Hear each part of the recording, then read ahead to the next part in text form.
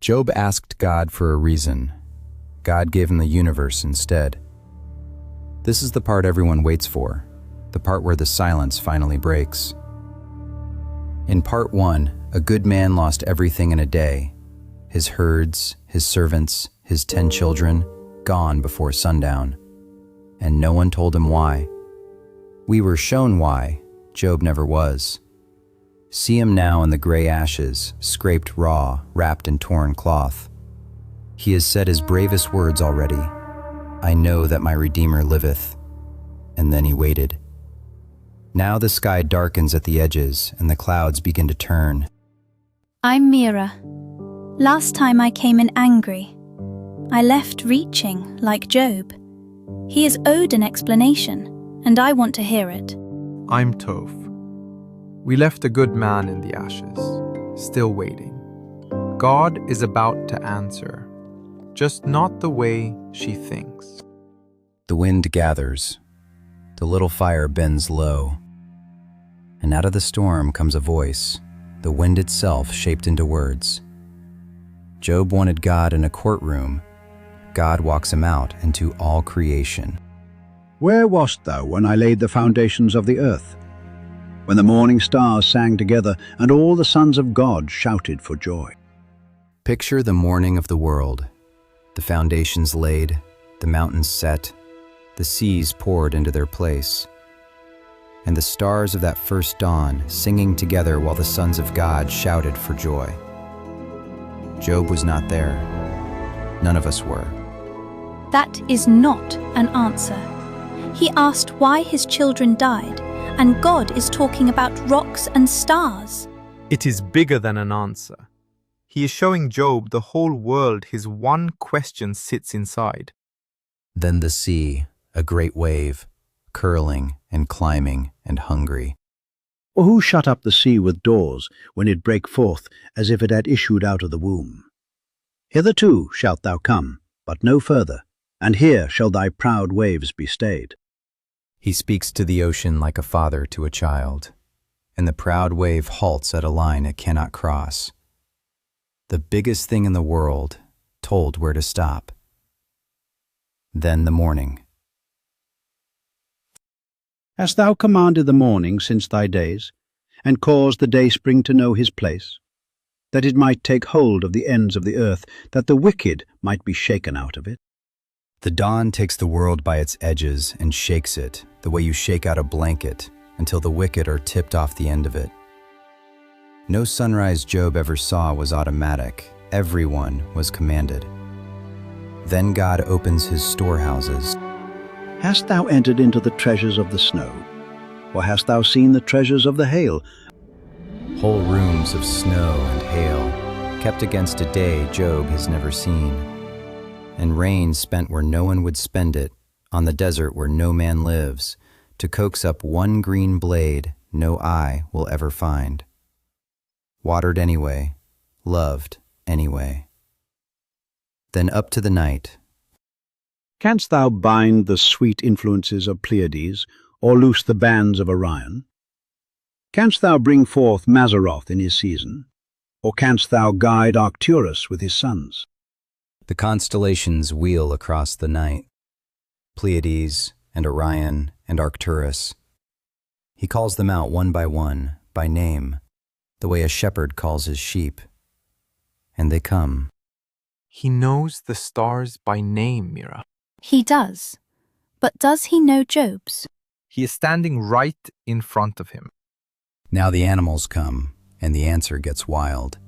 First the hungry ones. Who provideth for the raven his food? When his young ones cry unto God, they wander for lack of meat. The young ravens cry out, and God feeds them. Then the free ones. Who hath sent out the wild ass free, or who hath loosed the bands of the wild ass? A wild donkey no one can catch, that laughs at the noise of the city. Will the unicorn be willing to serve thee, or abide by thy crib? The wild ox, horns like spears, you will never put a rope on it. But God did. That was where it started to turn for me. The rain on the empty ground. He waters a place where no one even lives to thank him. He just likes the little green thing. I had spent the whole story sure the world owed Job an explanation, and here was a world that ran fine without one, held the whole time by someone who simply loves it. Then the foolish one. The ostrich leaves her eggs in the dust and forgets them, and then she runs, and she scorns the horse and his rider. God made room in his world for the ridiculous, and he made it fast. And now the one he is proudest of among all the wild things, the horse. Hast thou given the horse strength? Hast thou clothed his neck with thunder? He saith among the trumpets, Ha ha! And he smelleth the battle afar off, the thunder of the captains and the shouting. Neck arched, nostrils wide, he hears the war trumpets, and he laughs, and charges straight at the thing that should kill him. God built that joy into his bones. Listen to him enjoy that one, like he is showing off and glad to. It feels like God enjoying what he made. And Job is not arguing anymore. He is just listening. I did not expect joy to be part of the answer. Up one last time. Doth the eagle mount up at thy command, and make her nest on high? The eagle climbs until it is a speck against the sun, and small Job watches it go. His grief is real, but it is not the edge of all things. The whole world has gone by him, and Job finally speaks. These are his words. Behold, I am vile. What shall I answer thee? I will lay mine hand upon my mouth. He lifts one hand and covers his own mouth. The man with so many questions, quiet. But God is not finished. There are two more, the largest things he ever made. Behold now Behemoth, which I made with thee. He eateth grass as an ox. He is the chief of the ways of God. A mountain of a beast lies down in the reeds, legs like pillars, the river pushing at his mouth, and he fears nothing. And he is gentle. He only eats grass. The strongest thing on land, content to graze. And then the last one. The waters darken, the deep stirs, and the voice drops low. Canst thou draw out Leviathan with a hook, or his tongue with a cord which thou lettest down? The terror of the deep, his scales shut tight like rows of shields. Out of his mouth go burning lamps, and sparks of fire leap out. He maketh the deep to boil like a pot. He maketh the sea like a pot of ointment. No one can fish for him. No one can fight him. He beholdeth all high things. He is a king over all the children of pride. Every proud thing on earth bows to Leviathan. And Leviathan is only one of God's creatures.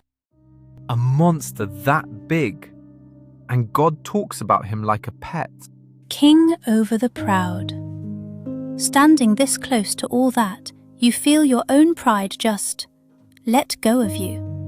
Not because Job earned any of this, because no one stays big next to God, me included. And Job answers for the last time. These are his words. I have heard of thee by the hearing of the ear, but now mine eye seeth thee. Wherefore I abhor myself, and repent in dust and ashes.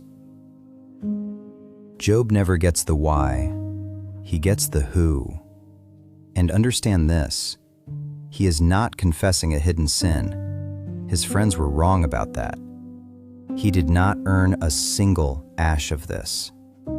It is only what a small creature feels when the maker of the stars stands close. Not shame, awe, the kind that heals. I worked it out too late, watching him. I had wanted the explanation more than I wanted God. Job found it the other way round, there in the ashes. He never got his answer. He got the one the answer was about, and that turned out to be bigger. And here is the wonder we can see that Job could not. The voice in the whirlwind, the one who laid the foundations and named the stars and spoke of Leviathan like a pet.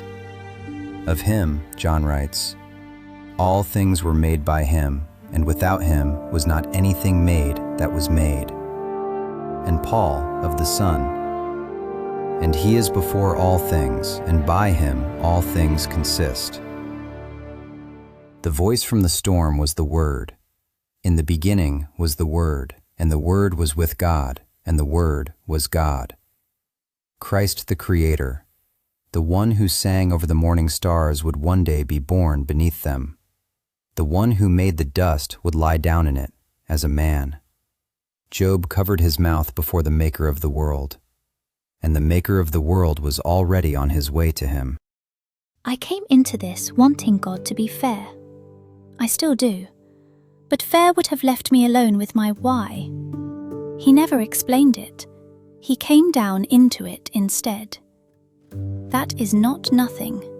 That is a lot. Job asked for a reason. He got the Creator. And the Creator was on his way down. I'm Tov, she's Mira. Come and see what he gives back in the next one.